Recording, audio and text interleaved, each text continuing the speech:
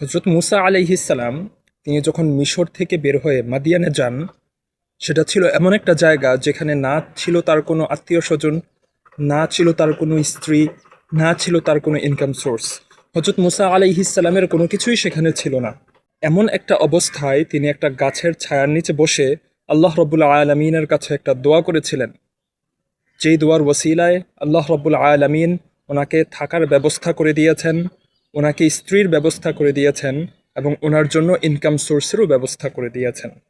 ইনশা আল্লাহ যদি আমরা সেই দোয়াটা পরিপূর্ণ বিশ্বাসের সঙ্গে আল্লাহ তাআলার কাছে করি, ইনশা আল্লাহ আল্লাহ রব্বুল আলমিন আমাদের জন্যও ইনকাম সোর্সের ব্যবস্থা করবেন, আমাদের আশ্রয়ের ব্যবস্থা করবেন এবং ইনশা আল্লাহ যদি আমাদের মধ্য থেকে কারো বিবাহ না হয়ে থাকে, আল্লাহ রব্বুল আলমিন সেই বিবাহেরও ব্যবস্থা করে দিবেন।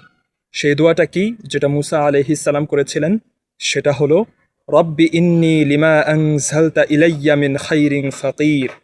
রব্বি ইন্নি লিমা আনজালতা ইলাইয়া মিন খাইরিন ফাকির। অর্থাৎ, হে আমার রব, আপনি আমার প্রতি যেই কল্যাণী নাজিল করেন না কেন, আমি তার প্রতিই মুখাপেক্ষী। এ দোয়াটা মুখস্থ করে নেবেন, আল্লাহ তাআলার কাছে করবেন ইয়াকিনের সাথে। ইনশা আল্লাহ আল্লাহ রব্বুল আলমিন আপনার এই সমস্ত জরুরিয়াতগুলো পূরণ করে দিবেন।